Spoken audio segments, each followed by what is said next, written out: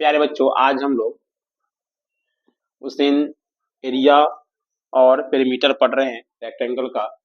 तो एरिया और पेरीमीटर पढ़ रहे रेक्टेंगल था, तो हम लोगों ने उसमें एरिया के बारे में पढ़ा था, रेक्टेंगल के बारे में पढ़ा था, फिर सिंपल फिगर पढ़ा हुआ था। ये सब हमने पढ़ लिया था। और एक बात हमने पिछले वीडियो में बताया था कि कुछ फार्मूला बताए थे, जैसे perimeter of rectangle, area of rectangle, फिर लेंथ ऑफ रेक्टेंगल जब एरिया दिया हो, जब एरिया दिया हो तो ब्रेथ ऑफ रेक्टेंगल, ये सब हमने बता दिया था। और उसी दिन एक फार्मूला में हमने बताया था कि डायगोनल ऑफ रेक्टेंगल क्या होता है, root under L square plus B square, where L is equal to length and B is equal to breadth of rectangle. तो आज हम लोग ये जो फार्मूला है root under L square plus B square किसका, डायगोनल ऑफ रेक्टेंगल का, तो इसको हम लोग प्रूफ करेंगे और पता करेंगे कैसे ये फार्मूला आया। ठीक है, तो चलिए हम लोग स्टार्ट करते हैं। देखिए, एक रेक्टेंगल हमने ले लिया ए बी सी डी, हमने एक रेक्टेंगल ले लिया ए बी सी डी और उसमें एक डायगोनल हमने बना दिया बी डी। क्या बना दिया, डायगोनल बना दिया बी डी, और इसका लेंथ जो है एल है और ब्रेथ क्या है, बी है। तो चलिए, जैसे ही आपने एक रेक्टेंगल बनाया, और ये एक चीज हम लोग को पता है, बेसिक नॉलेज हम लोग को पता है कि रेक्टेंगल का एक एंगल जो होता है 90 डिग्री, ये भी होता है और ये भी 90 होता है, ये भी 90 होता है और ये भी 90 होता है। इसका मतलब राइट एंगल ट्रायंगल, यहाँ से एक फॉर्मेशन बनेगा। कौन सा, ट्रायंगल ए बी डी में। यहाँ पर लिख देंगे in triangle A B D, A B D बात करते हैं angle B A D equal to 90 degree. ये जो एंगल है क्या है, वो 90 डिग्री है। अच्छा, ये एंगल 90 डिग्री हो गया, तो आप लोग पढ़े होंगे क्लास 6 में 90 डिग्री जब एंगल होता है तो राइट एंगल ट्रायंगल बनता है। और राइट एंगल ट्रायंगल में एक होता है आपका ये जो 90 डिग्री हुआ, और इसके सामने का, इसको हम लोग बोलते हैं क्या चीज, तो इसको हम लोग बोलते हैं हाइपोटेनस। इसको हम लोग बोलते हैं हाइपोटेनस। ये क्या हो गया, ये हो गया हाइपोटेनस, जिसको हिंदी में कर्ण बोला जाता है। अब बात कर लेते हैं, अगर ऐसे हम लोग मेजर कर रहे हैं तो इसको हम लोग बेस बोलते हैं। ठीक है, और इसको हम लोग क्या बोलते हैं, इसको हम लोग परपेंडिकुलर बोलते हैं।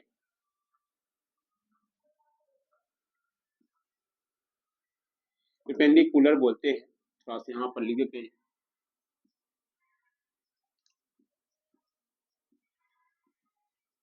बोलते हैं, ठीक है, इसको हिंदी में शीर्ष लंब, इसको आधार और इसको कर्ण बोला जाता है।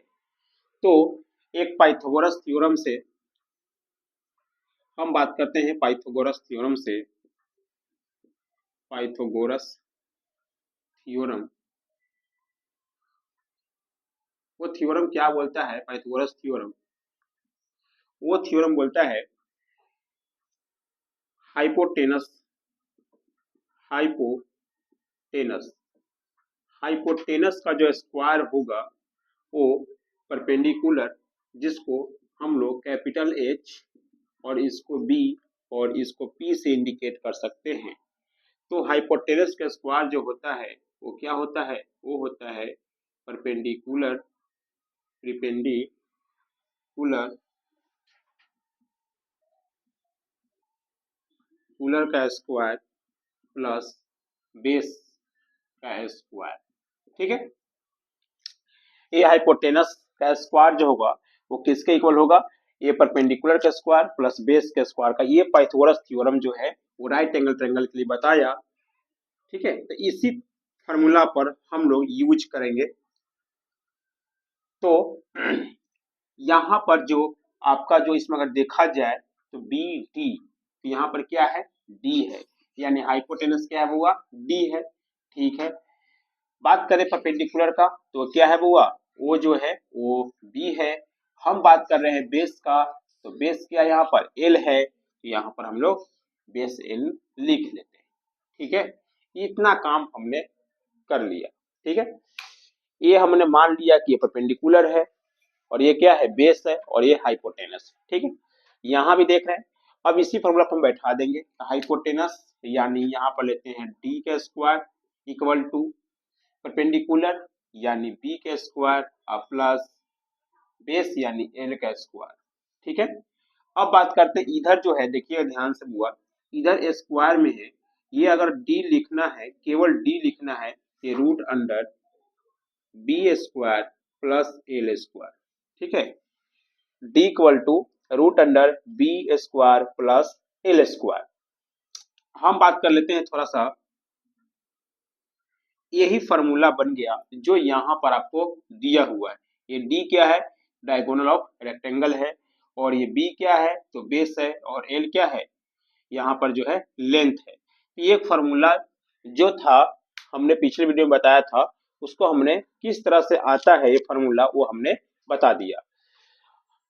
अब बात करते हैं, कोई बोलेगा सर ये वाला, और मान लीजिए कि ये ए से लेकर सी को मिला देगा, ए से लेकर सी को मिला देगा, तो फिर उसी तरह से निकालोगे, क्यों, क्योंकि ए से लेकर सी तक बनाओगे तो फिर वही आएगा, ये बी है तो ये एल है, और ये बी है तो ये एल है, ये वाला ट्रायंगल बन जाएगा, फिर वही आ जाएगा फॉर्मूला। एक चीज समझ में आया कि रेक्टेंगल का जो डायगोनल होता है क्या होता है, वो इक्वल होता है, वो क्या होता है, वो इक्वल होता है। ये सब बात फिर हम लोग जब पढ़ेंगे ज्योमेट्रिक सेक्शन तो उसमें बताया जाएगा कि ये सब क्यों इक्वल होता है, क्या रीजन है। अभी हम एरिया ऑफ रेक्टेंगल और area of mensuration chapter start किया, तो इसमें केवल हमको फार्मूला याद रखना है, और फार्मूला आया कैसे अभी हमने बता दिया। तो चलिए इसी वीडियो में अब हम लोग बात करेंगे, कुछ क्वेश्चन भी सॉल्व करेंगे इसी पर आधारित।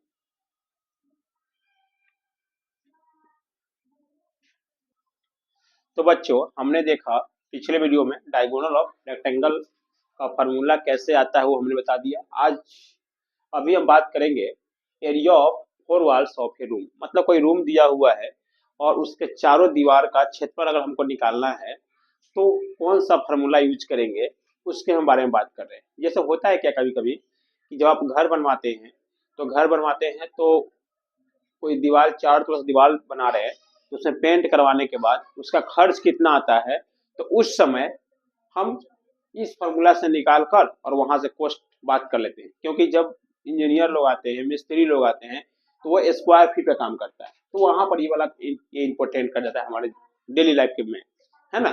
तो पढ़ाई के साथ साथ कहाँ कहाँ यूज होता है ये भी आपको जानना जरूरी है। तो चलिए हम लोग बात कर लेते हैं area of the four walls. देखिए सबसे पहली बात है कि जैसे ही दो तरह के आपको देखने को मिलेगा, एक होता है सिंपल रेक्टेंगल जो होता है बुआ, ये जो सिंपल रेक्टेंगल होता है इसमें क्या देखते हैं, तो सिंपल जो रेक्टेंगल से फर्श है, नीचे फर्श हुआ, फर्श हो गया, तो फर्श में क्या देखते हैं कि आपको जो है केवल उसमें लेंथ है और ब्रेथ है, लेकिन जब दीवार में देखते हैं तो लेंथ भी है, ब्रेथ भी है, और साथ में हाइट भी रहता है, तो कितना ऊंचा उठा दीवार है भी देखना पड़ता है ना, वो दीवार कितना ऊंचा उठा हुआ है वो भी देखना पड़ता है।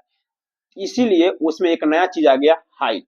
यही बात बोला है, let there be a room, हमने एक रूम ले लिया जिसका लेंथ एल यूनिट ले लिया, ब्रेथ बी यूनिट ले लिया, और हाइट कितना लिया, एच यूनिट ले लिया। ठीक है, तो हमसे पहला बोला है area of the four walls, उस चारों दीवार का आप क्षेत्रफल निकालिए। तो कैसे निकालेंगे, इसके लिए एक फार्मूला है जिसको आपको याद करना पड़ेगा।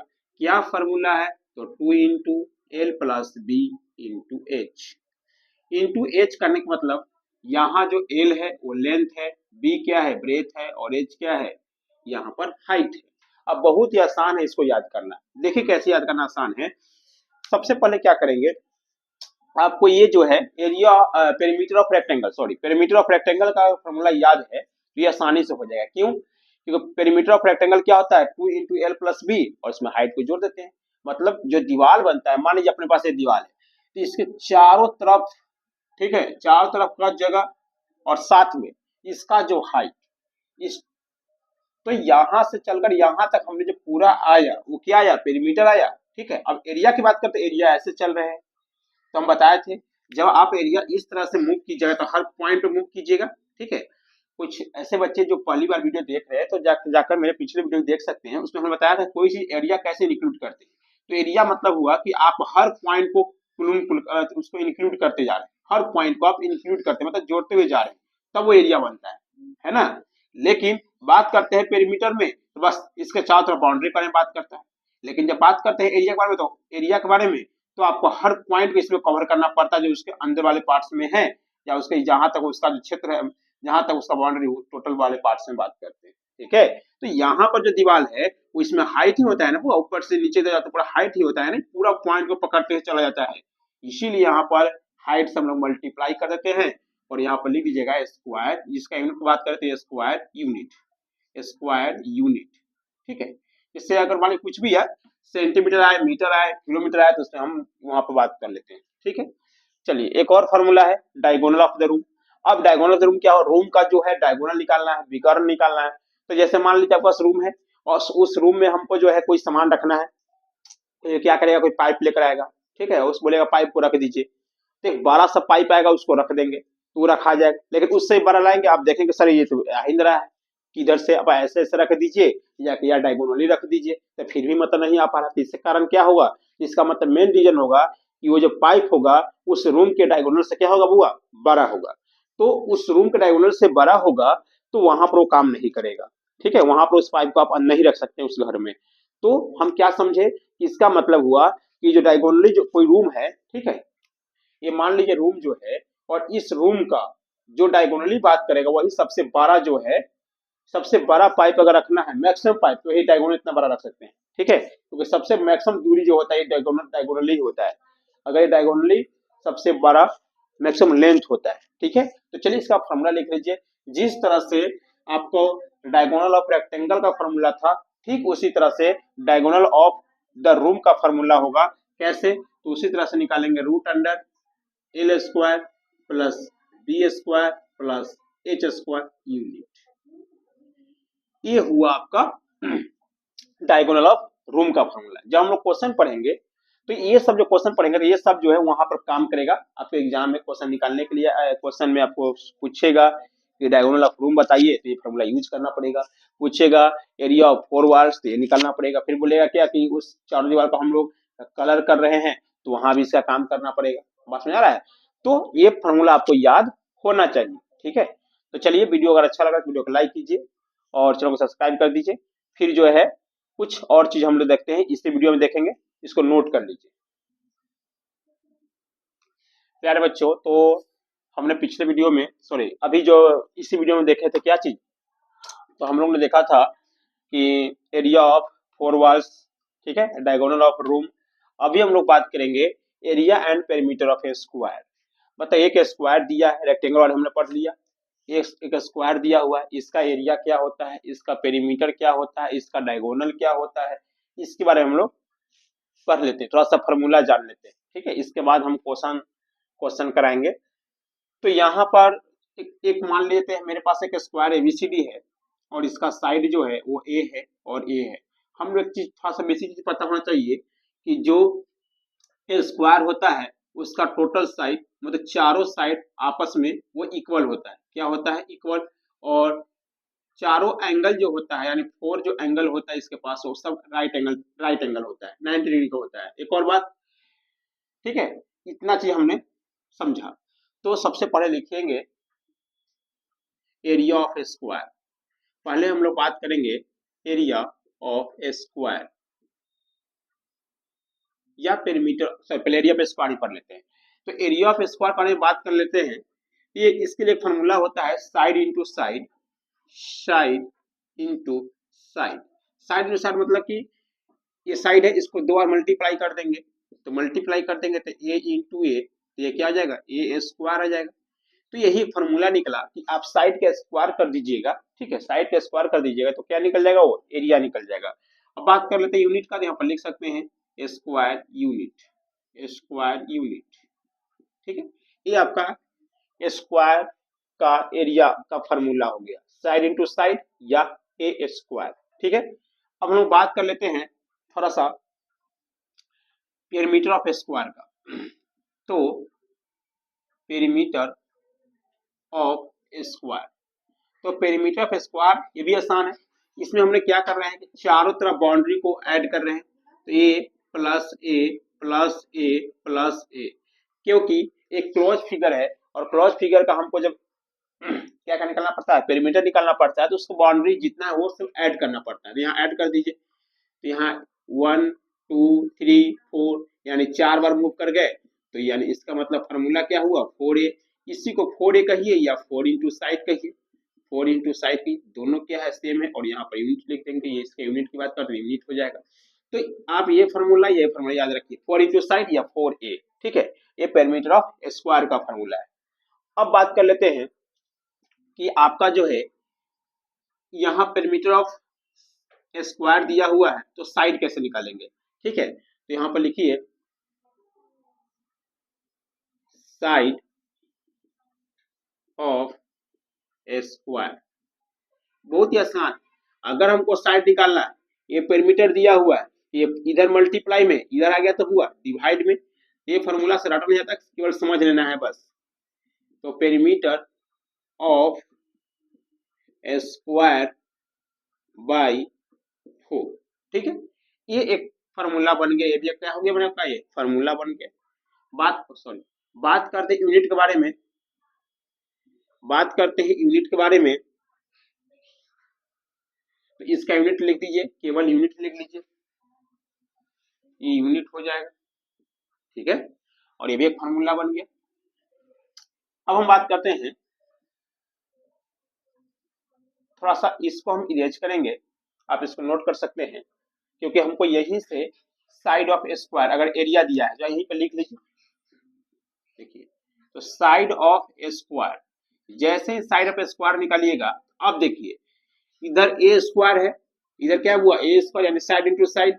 जैसे ही ये वाला जो केवल हमको ए रखना पड़ेगा, तो इधर क्या करना पड़ेगा स्क्वायर रूट देना पड़ेगा, यानी root under area, root under area. Area किसका था, एरिया ऑफ स्क्वायर लिख सकते हैं, आप लिख दीजिए एरिया ऑफ स्क्वायर। उसी बारे में बात ही हो रहा है, लिखिए या नहीं लिखिए, इसका मतलब रूट अंडर ए। बहुत सारे बच्चे केवल यही याद रखता है, तो कोई दिक्कत नहीं, केवल यही याद रखिए। एक अर्थ हुआ यहाँ पर साइड नहीं, थोड़ा कैपिटल ले लेते हैं, ठीक है। एक अर्थ हुआ आपका एरिया, एक अर्थ क्या हुआ एरिया। तो अगर हमको साइड निकालना है, साइड ऑफ स्क्वायर निकालना है, तो root under area of square, मतलब स्क्वायर का हम लोग क्या करेंगे रूट अंडर निकाल देंगे, यानी उसका वर्गमूल निकाल देंगे, यानी स्क्वायर रूट निकाल देंगे, ठीक है। स्क्वायर रूट निकाल देंगे तो वो आपका निकल जाएगा साइड ऑफ स्क्वायर, ठीक है। ये भी एक फॉर्मूला बन गया, ठीक है। अब बात करते हैं थोड़ा सा डायगोनल के बारे में। इसको पहले नोट थोड़ा सा कर लीजिए, ठीक है, ये थोड़ा सा नोट कर लीजिए। अब हम लोग बात किसके बारे में, तो डायगोनल के बारे में।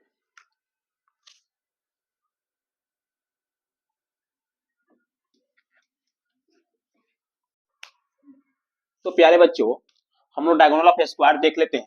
पर डेट हम फॉर्मूला हमने नहीं लिखा, क्यों, हम लोग क्या करते हैं कि फॉर्मूला तो लिख ही देंगे, लेकिन ये आता कैसे फॉर्मूला उसके बारे में देख लेते हैं। तो देखिए यहाँ एक स्क्वायर दिया है, और आप क्या कर सकते हैं डायगोनल यहाँ पर से यहाँ खींच दीजिए, यहाँ से डायगोनल खींच दीजिएगा। तो ये पता है स्क्वायर क्या होता है, वो आता है एक स्क्वायर जो है उसके पास एक राइट एंगल, यहाँ पर राइट एंगल मतलब राइट एंगल बोलने का मतलब 90 का एंगल होगा, ठीक है। और यहाँ से इसको हम निकाल लेते हैं, इस तरह से एक ट्रायंगल बन जाएगा इसका राइट एंगल का, जिस तरह से हम लोग निकाले थे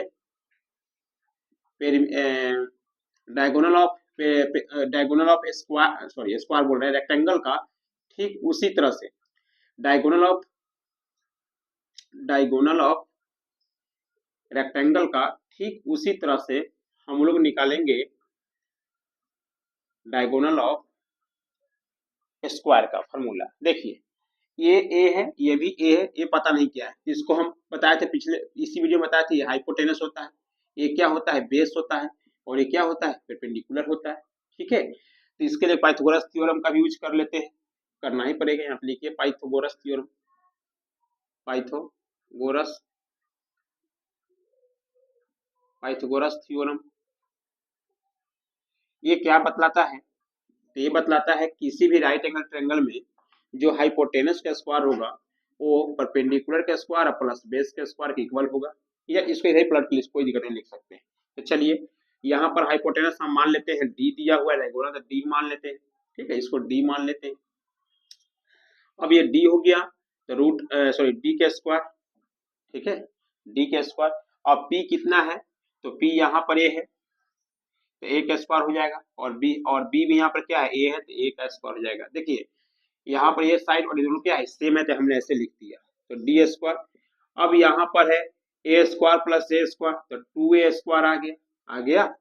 अब यहाँ से डी जब निकालेंगे तो स्क्वायर में उधर जाएगा तो रूट अंडर, तो यहाँ पर 2a स्क्वायर।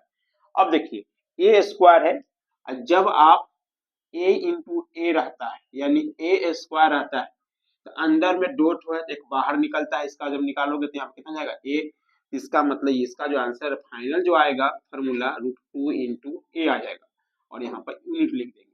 तो क्या समझे कि अगर हमको डायगोनल ऑफ स्क्वायर निकालना है तो √2 से मल्टीप्लाई कर दें किसके, उसके साइड में, तो क्या निकल जाएगा आपको, ए डायगोनल निकल जाएगा।